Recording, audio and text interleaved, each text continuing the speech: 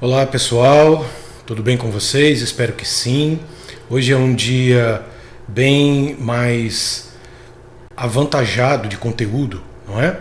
Nós teremos agora o conteúdo que restou da aula passada para a gente ficar em sintonia, para a gente ficar alinhado com a nossa ementa, depois daqueles dias que nós tivemos de lacuna sem aula. Logo em seguida eu vou emendar com um resumo sobre tudo aquilo que nós já vimos ao longo do bimestre, a nossa revisão, que está ligada, totalmente ligada à avaliação de hoje, que é o terceiro momento do nosso dia de aula. A avaliação que será enviada por e-mail, na verdade, apenas o link dessa avaliação, que você vai ter contato através de um toque que você vai dar nesse link e você vai ser levado até a avaliação propriamente dita. E depois de responder a avaliação com calma, depois de responder, você vai reenviar para mim. Vai ter um botão lá, enviar. Esse enviar volta para mim a avaliação, que será corrigida. Quase que automaticamente você também vai receber a sua nota, a sua pontuação. Esta é a primeira avaliação oficial. Semana que vem nós vamos ter a AP1, também num formato um pouquinho diferente, mas eu não vou entrar neste mérito agora, para não misturar as estações, para que vocês não tenham uma quantidade demasiado de conteúdo e de informações. Ao longo da semana eu vou ensinar como vocês vão fazer a AP1. Ok? Então, por enquanto, vamos nos ater ao conteúdo da aula de hoje, que é o conteúdo finalizado, que a gente vai finalizar, que ficou para trás, e a gente coloca hoje em sintonia, a revisão e, posteriormente, até o final da noite, a avaliação, que é aquele teste que nós já fizemos em sala de aula, já fizemos um simulado para vocês conhecerem. Ok? Vamos lá, então, para a nossa revisão.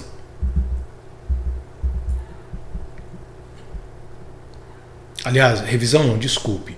Nós vamos entrar agora no conteúdo que ficou restando. Então vocês podem ver aí definições de metas e orçamento e funções gerenciais. Nós falamos a aula passada e hoje nós vamos falar somente aquilo que ficou para trás, que é pouca coisa, que é remuneração e avaliação de equipe. Se você tem um livro, estes conteúdos você vai encontrar no capítulo 6 e 7, nos capítulos 6 e 7, como você está vendo aí. Existe um material extra de ética em vendas que eu vou postar um PDF só para você ter um conteúdo que fala sobre ética de um modo geral, mas também com um foco em ética em vendas, ok? Mas isso é um material posterior que você vai poder ler durante a semana, não vai cair na prova, então é um conteúdo mais tranquilo, tá bom? Vamos lá. A política de remuneração. Esse é o primeiro tópico do tópico que deveria ter sido dado à aula passada, mas por conta de tempo nós não conseguimos dar. Política de remuneração. Quais são, basicamente, os dois pontos mais importantes sobre uma política de remuneração num contexto, sempre falando num contexto da gestão de vendas, num contexto das empresas que trabalham com vendas de alguma forma?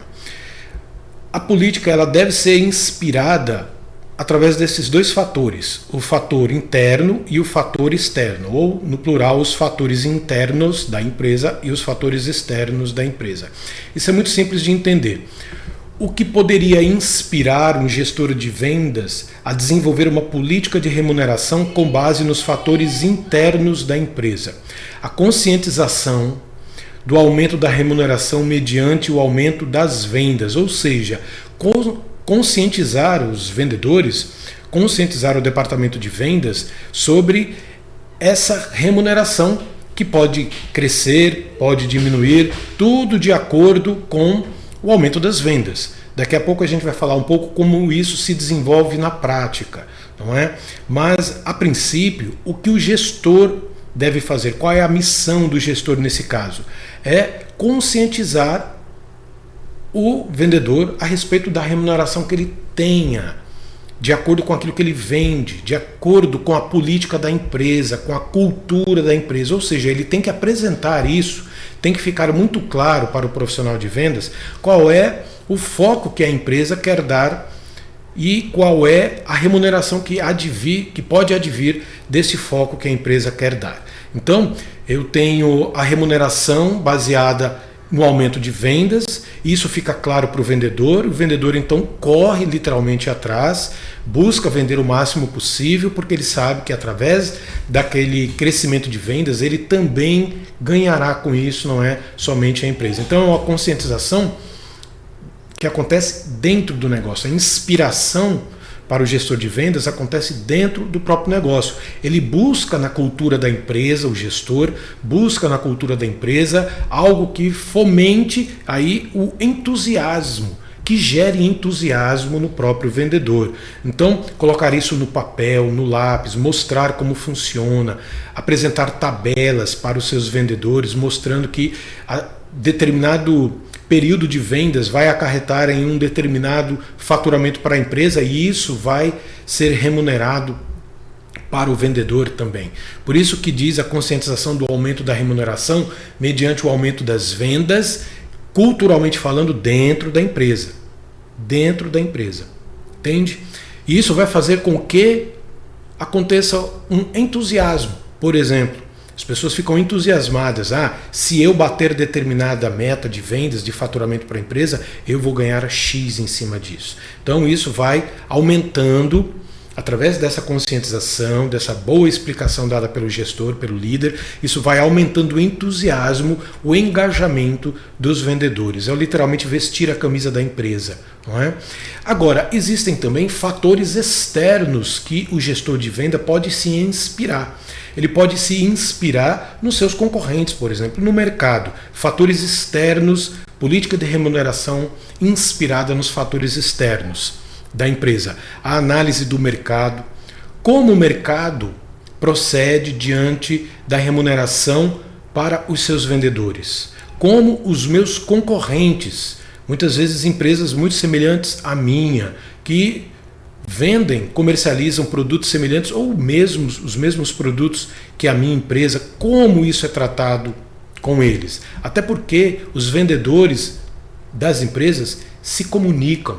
Muitos vendedores de concorrentes se conhecem, trocam dados, trocam informações. Então, para que a sua empresa não fique em desvantagem em termos de cultura de remuneração da empresa vizinha, e acabe atraindo seus melhores vendedores para a empresa vizinha, você também, como gestor, pode e deve se inspirar tanto no mercado quanto também nos seus concorrentes, não é? Por isso que eu coloco aí concorrentes em termos de política de remuneração, não somente em termos de procedimentos de venda, de equipamentos de venda, de tecnologia, mas também na forma que eles são remunerados. Salário, comissão, misto, enfim, isso é sempre importante que fique transparente para os vendedores dentro da política de remuneração. Também aí as diferenças territoriais de vendas, isso também é muito comum dentro do espectro de vendas. Alguns vendedores têm uma remuneração melhor, uma comissão melhor, dependendo das dificuldades que ele enfrenta em determinadas regiões geográficas mesmo falando, não é? Vendedores representantes de outras regiões, de regiões mais difíceis de penetração, acabam tendo também alguma forma de remuneração a mais ou algumas facilidades a mais diante das dificuldades que ele enfrenta. Então, basicamente, o gestor de vendas ele pode inspirar internamente os seus colaboradores, buscando na própria política da empresa, na cultura da empresa, no faturamento da empresa, mas também ele pode inspirar os seus vendedores, buscando essa inspiração no mercado externo. Ok?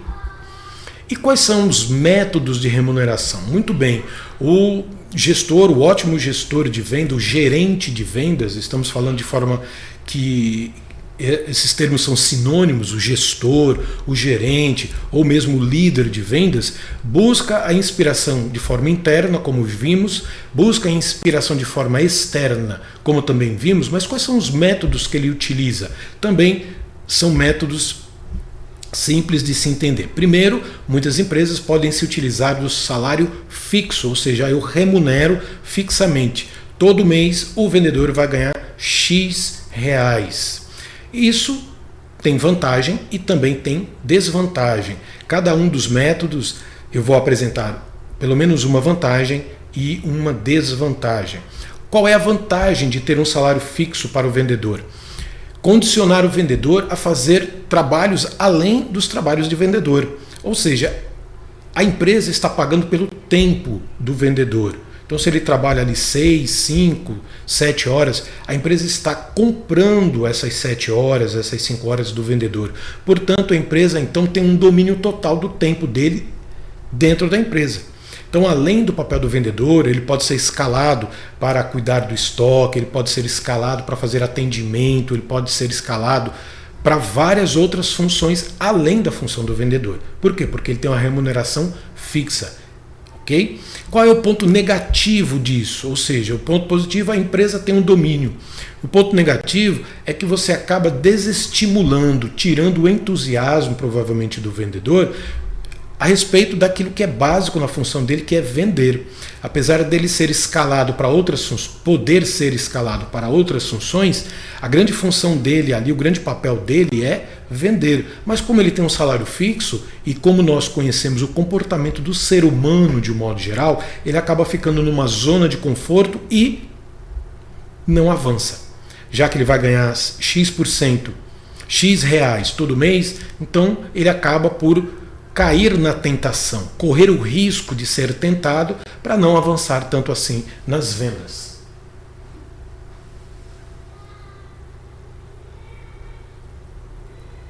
E isso é péssimo para a empresa, péssimo para o próprio vendedor que não cresce na carreira. Então, salário fixo, ponto positivo, ponto negativo. O salário, aliás, a comissão, a remuneração com base na comissão, tendo a comissão como ponto mais relevante. Ponto positivo, aquilo que nós falamos, só que de forma invertida a respeito do salário fixo. Aqui na comissão, o vendedor vai dar o melhor dele e a empresa vai lucrar com isso, ok?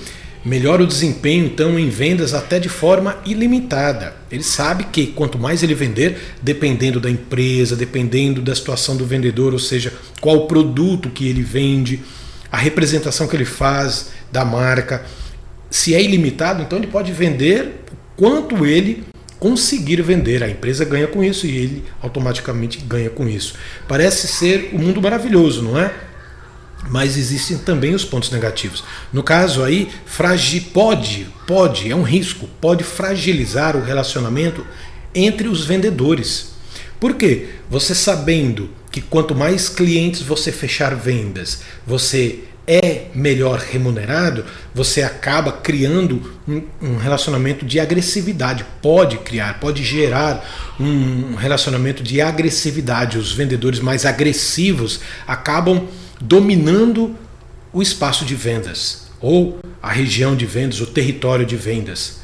Exatamente porque também nós conhecemos o ser humano, sabemos que ele pode extrapolar, literalmente extrapolar, o seu papel de vendedor, não é? E isso acaba criando também um desestímulo àqueles vendedores menos experientes que têm um catálogo menor de clientes a serem atendidos. Então, qual é o papel do gestor, do líder, do gerente de vendas? É ter bom senso, de acordo com aquilo que ele vende, de acordo com a cultura da empresa, de acordo com o perfil dos seus vendedores, dos seus liderados, ele tem que ver qual é a remuneração, método de remuneração melhor. Seria o salário fixo? Seria a comissão? Ou seria o misto, que também pode existir uma mistura, como já está a própria definição apontando, não é? Qual é o ponto, então, positivo e negativo de ter salário fixo mais comissão? Ponto positivo, melhor controle por parte da empresa, ou seja, a empresa consegue controlar melhor o papel do vendedor, da mesma forma que nós vimos isso no método salário fixo, o primeiro método. E também existe um ponto negativo, que é a satisfação pelo salário fixo, ou seja, de novo, se o salário fixo é muito bom e consegue, por exemplo, pegar um vendedor que não tem grandes ambições financeiras, o salário fixo é bom o suficiente para manter a sua situação financeira, pagando as suas contas de final de mês e ainda sobrando algum dinheiro, talvez eles não tenha estímulo o suficiente para dar o melhor de si. Ok? Então, de novo, para repetir e ficar bem claro, qual é o papel do gestor de vendas, já que nós estamos nessa disciplina de treinar gestores de vendas ou de treinar pelo menos a capacidade de raciocinar como um gestor. Qual é o grande papel nessa situação de remuneração? É saber qual é a melhor forma de remunerar, conhecendo muito bem a sua equipe, conhecendo muito bem o mercado em que ele atua, conhecendo muito bem a cultura da empresa, o que favorece mais tanto a empresa, quanto os vendedores, quanto a própria gestão do líder, do gerente, do gestor de vendas. Ok? Vamos para frente. E existe um último ponto daquilo tudo que ficou para trás e que nós estamos recuperando. Começamos a recuperar na aula passada e estamos finalizando agora nesta aula, recuperando o conteúdo da nossa ementa. Além de falarmos desse conceito da remuneração, nós ficamos para falar também do conceito de qualificação, do desenvolvimento, do treinamento dos vendedores, do quadro de vendedores. A qualificação, o nosso querido livro, ele divide a qualificação em 5 pontos diferentes, chamado de programa de treinamento. Número 1, você tem a análise das necessidades. O que significa exatamente olhar para o corpo de vendedores buscando esta análise das necessidades? É saber exatamente em que pé está a qualidade, o poder de argumentação, o conhecimento que o vendedor tem dele próprio, do seu mercado, do seu cliente, do seu produto, ou seja, quais são as necessidades que o meu corpo de vendas tem neste momento para avançar além daquilo que ele já avançou.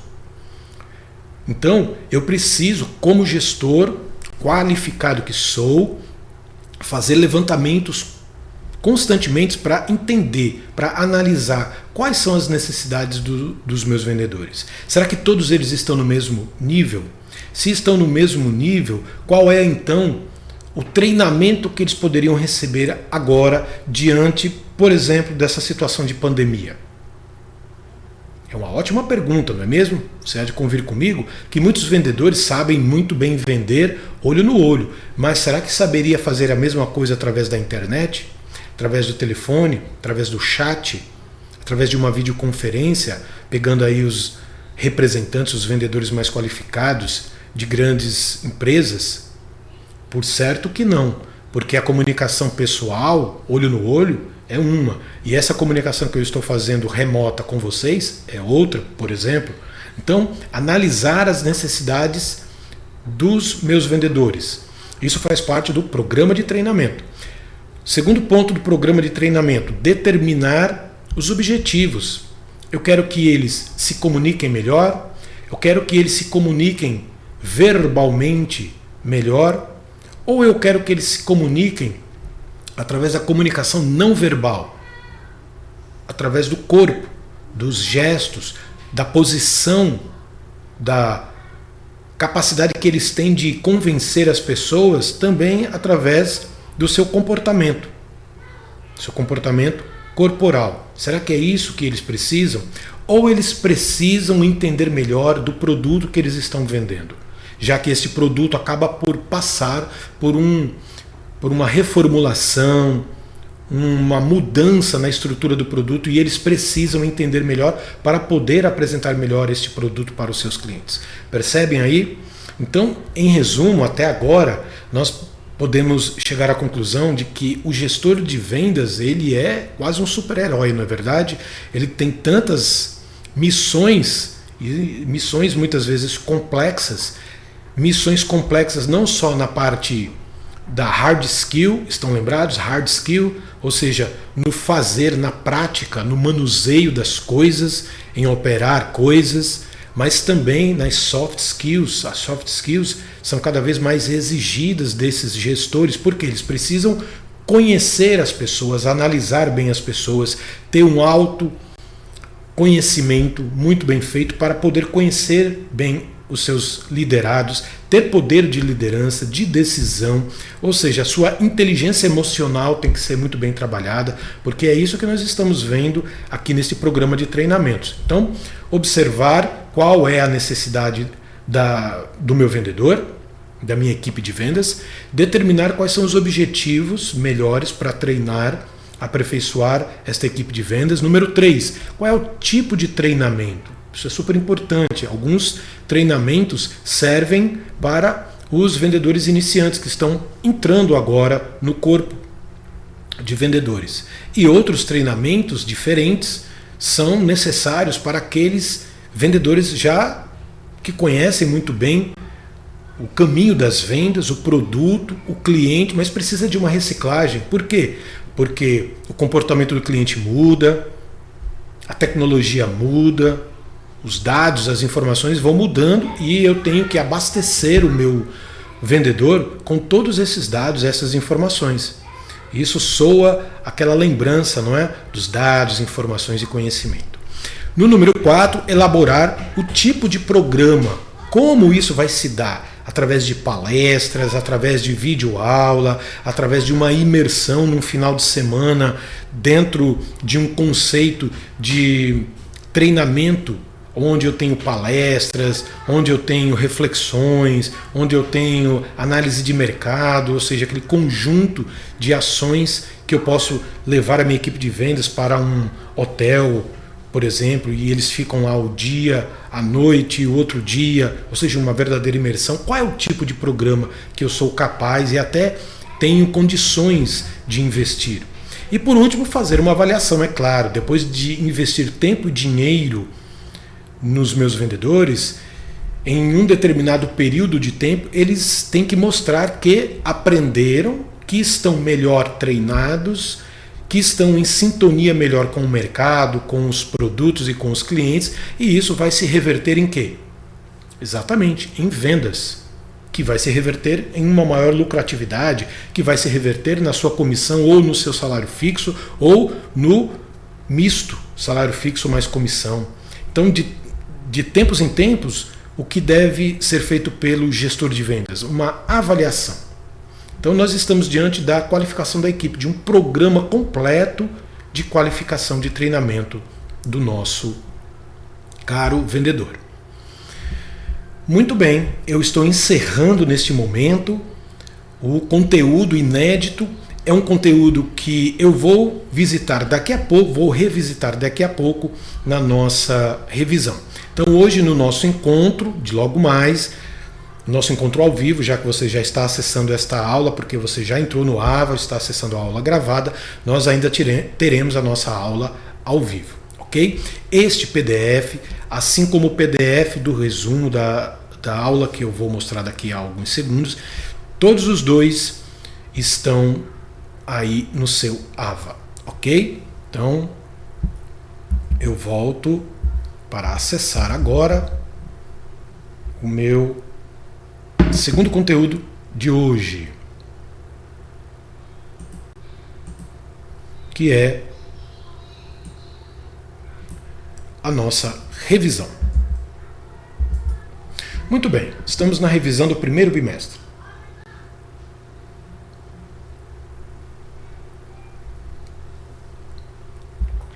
Vamos lá. Eu acredito que vocês vão concordar comigo, existem 3 blocos de conhecimentos que foram repassados ao longo do primeiro bimestre. E eu dividi esta revisão nestes 3 blocos. Primeiro bloco, vendas e marketing. O que é o marketing? É um conjunto de conhecimentos que ajuda a criar uma ponte entre o mercado produtor, o mercado varejista e o consumidor. Então, marketing entra com todas as suas ferramentas, incontáveis estratégias para unir esses dois polos. Atrair, manter e superar as expectativas. São 3 missões dentro do marketing que alinham-se totalmente com o departamento de vendas. Porque o vendedor, ele espera que o marketing ajude a atrair o cliente para dentro da loja, por exemplo, no conceito aqui de varejo, né? Loja varejista, manter o cliente, ou seja, eu treino o vendedor, também acabamos de falar de treinamento, eu treino o vendedor para que ele consiga manter a atenção constante daquele cliente sobre o produto, sobre a empresa, sobre a marca e trabalho a superação das expectativas. Então são 3 características dentro de muitas características do marketing que nos relacionam perfeitamente com o departamento de vendas. Então eu tenho 2, por assim dizer, 2 departamentos, vendas e marketing, trabalhando em sintonia. Aí quem ganha? O faturamento da empresa, e quem ganha também é o cliente, porque tem um atendimento perfeito, um produto de alta qualidade, uma pós-venda muito bem feita, e o resultado é esse: você mantém o cliente junto com você. Então, qual é a relação do vendedor com o cliente através do marketing? Como nós estamos vendo, o vendedor com o seu competente gestor, com o seu competente gerente de vendas, sempre alimentando aquele vendedor com dados, informações e conhecimento sobre o mercado, sobre o cliente, sobre o produto e tantas outras coisas que podem influenciar positiva ou negativamente a relação do vendedor com a sua venda, não é? Então o marketing está nessa para somar, é um acompanhamento constante. Não para. Por quê? Não para a mudança de comportamento, as tecnologias, o relacionamento do cliente com as marcas, isso sempre está em evolução. E o nosso cliente, com a ajuda do marketing, o nosso vendedor, com a ajuda do marketing, com certeza fica em sintonia com isso. Eu sempre carrego comigo esta frase: o objetivo do marketing é tornar a venda desnecessárias. Em que sentido? Vamos refletir, porque a nossa avaliação ela tem essa pegada de reflexão. Se eu faço uma apresentação muito bem feita, se eu tenho uma marca forte, se eu tenho um produto de qualidade, obviamente eu já tenho um cliente em sintonia com a minha venda, não é? Eu sou aquele que faz a ponte, no caso aí, o vendedor vai ser aquela figura que vai apresentar o produto, porque o produto quase que se vende sozinho, mas precisa da relação em muitas situações, muitas. Algumas não, alguns produtos eu não preciso, estou cada vez menos precisando do vendedor. Você entra na Riachuelo, C&A, Renner, lojas americanas, supermercados, você não precisa mais da figura do vendedor. Mas em algumas outras empresas, em alguns outros produtos, eu sempre vou querer ter um vendedor para me auxiliar. É este auxílio que o Peter Drucker está situando a gente. Ou seja, eu preciso de um vendedor barra consultor, um vendedor barra apresentador de produtos e de serviços que faça a ponte, que deixe o cliente numa situação tal que ele fica tão confortável que ele acaba levando o produto, não é? Então essa é a ideia de tornar a venda desnecessária.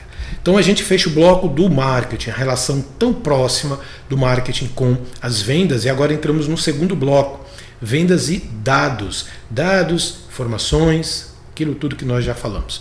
Qual é o potencial do mercado? Segundo o próprio livro, na página 79, capacidade máxima de um mercado absorver um produto. Então, eu como gestor de vendas, eu tenho que analisar o mercado para saber se o meu produto vai ser comportado naquele mercado. Ou de outra forma, dizendo de uma outra forma, eu analiso o mercado para saber se o mercado está preparado para o meu produto, não é? Aqui pode ficar mais claro ainda. O potencial de mercado e a previsão de vendas. Ou seja, o mercado que se avizinha, ele tem um potencial suficiente para absorver os meus produtos? Se sim, qual é a minha previsão de vendas então, de faturamento em um determinado período dentro daquele potencial de mercado? Então, o relacionamento de dados aqui é muito grande, porque se eu conheço, se eu acompanho como pensa o cliente, como se comporta o meu concorrente, como se comportam os produtos, como está a sociedade nesse momento, ou seja, os dados, as informações, se eu coloco isso como munição para os meus vendedores, eu tenho como criar uma previsão de vendas. Bom, esse produto está tão bem aceito no mercado porque ele está na mídia constantemente através de uma série, de uma televisão, de uma novela, alguma coisa nesse sentido. Fala-se muito desse produto, desse serviço. Então, o potencial do mercado é enorme se eu tenho esse mesmo produto que está sendo anunciado constantemente na mídia. E a minha previsão de vendas é grande. Porque eu tenho um produto que todo mundo está falando lá fora. Agora, como eu fico por dentro disso? Acompanhando o mercado, acompanhando o comportamento dos clientes, acompanhando a sociedade, acompanhando dados, as informações, gerando conhecimento para que eu, como gestor, possa tomar as minhas decisões e o vendedor também possa tomar as suas decisões. Em resumo, meus caros, os dados são armas importantíssimas na mão do gestor e na mão do vendedor, não é? Como nós já vimos. Para organizar esses dados, nós apresentamos o Sistema de Informação de Marketing, o SIM. Para organizar, o SIM é um conjunto de procedimentos formalizado pela empresa. Para o quê? Gerar, analisar, armazenar e distribuir esses dados. Distribuir dentro da empresa, armazenar de forma coerente, fazer uma análise constante naquilo que está mudando ou naquilo que está permanecendo e também a busca desses dados. O vendedor é aquele que está diretamente ligado com o cliente, literalmente. Então, muitas mudanças no comportamento do cliente, no desejo de compra do cliente, isso é e deve ser absorvido pelo vendedor, não guardado só para ele, mas sim disponibilizado dentro de um sistema de informação de marketing na empresa, não é? Eu até mostrei a carinha de um sistema de informação de marketing muito simples, porém altamente eficaz, construído através de um Excel, por exemplo, de uma planilha de Excel, não é?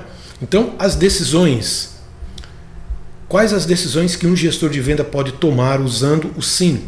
Estão aí: potencializar a sua presença no mercado, melhorar relacionamentos, estar à frente dos concorrentes, se antecipar a algumas tendências, manter colaboradores, ou seja, os vendedores informados. Vocês sabem que informação é poder. Então, o vendedor que garante aquela informação, isso deixa o vendedor muito mais tranquilo em apresentar a sua venda, apresentar o seu produto, apresentar a sua proposta de venda, porque ele está tão seguro, e está seguro porque o seu gestor o mantém sempre muito bem informado com tudo que está acontecendo no mercado, não é? Implantar uma nova cultura empresarial, enfim. O SIM é uma ferramenta maravilhosa, super fácil, super simples e de alto poder de impacto dentro da empresa, porque nós estamos falando de dados, estamos falando de informações. Aí você vê algumas colunas: o perfil do cliente, a tecnologia, tudo isso muda constantemente e eu preciso me atualizar. A economia, decisões econômicas, decisões políticas, nós estamos vivendo isso neste exato momento. Então, se eu alimento o meu SIM, eu tenho as informações para tomar as decisões, não é? Uma citação direta do livro: compilação de dados, ou seja, reunião de dados, não é? O planejamento começa com uma análise da situação ambiental. E eu faço essa análise mediante os dados que eu tenho em mãos. Recomenda-se que o gerente de vendas ou o gestor de vendas, o líder, se preocupe com a coleta de dados. Se preocupe com a coleta e se preocupe também com a disseminação desses dados dentro da própria empresa, ensinando como não só coletar, não só como compartilhar esses dados, mas como lê-los, analisá-los, não é? Que é fundamental. E isso me lembra também alguns momentos interessantes em aula, onde eu apresentei talvez uma ferramenta bem inédita para a maioria de vocês, que é o Strategic Foresight, que nada mais é do que você prever mais uma previsão em cima de dados. Prever o quê? Prever o futuro, não é? Mas numa relação de previsão, não como aquelas que a gente conhece por aí. É uma previsão em cima de dados, de informações, com 3 fases. O foresight, então, que numa tradução livre é nada mais, nada menos do que previsão, estratégica de previsão, o strategic foresight. Existem 3 fases. A primeira, pensar o futuro. Quais são as tendências que vão se... O que vai acontecer com o mercado assim que essa pandemia, com a graça de Deus, ir embora? O que vai acontecer? A sua empresa já está preparada? Já deveria estar fazendo foresight na sua empresa, sabia? Como se preparar para aquilo que vai vir, porque o mercado não vai ser mais o mesmo. Porque a cabeça das pessoas não será mais a mesma. A economia, a política, tudo sofreu um impacto violento, não é? Então, estratégica de previsão, foresight, pensar o futuro. Fase número 2, quais são as ações diante das tendências que nós imaginamos, diante das tendências que nós analisamos, que tem todas as chances de acontecer. Quais são as ações, quais são as atitudes que nós vamos tomar?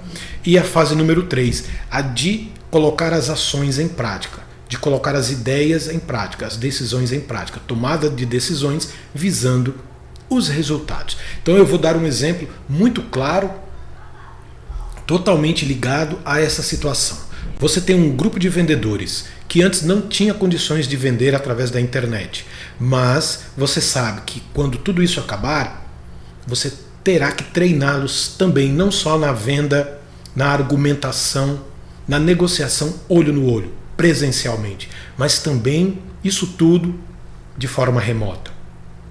Já parou para pensar? Então isso é uma tendência, o trabalho remoto, o home office, ou alguém duvida disso? Então, a primeira fase eu estou fazendo, pensando no futuro daqui a pouco. Debater o futuro, quais são as ações que a minha empresa tem que tomar para que esse trabalho home office, esse trabalho de vendas remota se solidifique, se transforme em mais uma ferramenta de faturamento da empresa. Eu tenho que comprar equipamentos, eu tenho que treinar os meus vendedores. Onde eu vou treinar? Existem treinamentos para isso? Ou eu tenho que desenvolver treinamentos internamente? E a fase 3, que é tomada de decisão. Eu tenho caixa para isso, eu tenho pessoas competentes, eu preciso contratar pessoas competentes para isso. Percebem? Em poucos segundos eu fiz um foresight totalmente ligado com a realidade dos fatos. Totalmente mensurável. Perfeito? Guarda isso que é super importante. E o terceiro bloco, vendas e a sistematização, a organização, o colocar em prática no departamento de vendas aquilo que nós aprendemos. Planejamento das empresas. As empresas têm planejamentos, as empresas, sempre lembrando que nós estamos olhando para o departamento de vendas, não é, de uma empresa, são 6 passos. Não é? Os 6 passos que inclusive eu mostrei na aula anterior, que para cada passo nós aprendemos, ou vocês ainda vão aprender, mas nós já citamos ferramentas super importantes. Primeiro passo no planejamento das empresas em relação às vendas, compilação de dados. Já estamos falando disso há alguns minutos. Compilação de dados. Encontrar dados, organizá-los, transformá-los em conhecimento para que possamos tomar decisões. Nada melhor do que a ferramenta Sistema de Informação de Marketing, o SIM. Número 2, manter a eficiência. Melhorar sempre e encontrar as falhas para eliminá-las ou minimizá-las. Nada melhor do que a análise SWOT para descobrir quais são os pontos fortes, os pontos fracos, quais são as capacidades que nós temos de faturar com esses pontos fortes no mercado, as possibilidades e aqueles riscos que nós corremos em termos de mercado diante das nossas fraquezas. Super importante isso. Suposições formuladas. Formular o meu futuro, o meu amanhã. Strategic Foresight, acabei de falar dele. Número 4, objetivos e metas. Colocar isso de forma muito clara. para quem eu quero vender, o que eu quero vender, quanto eu quero vender, em determinado período eu quero vender quanto, qual é este período de tempo. Tudo isso eu preciso planejar na minha empresa, no meu departamento de vendas. E aí eu já entro no item número 5. Né? Quais são as formas, né, as atividades para alcançar esses objetivos do número 4? Nada melhor do que as inúmeras ferramentas do mundo do marketing.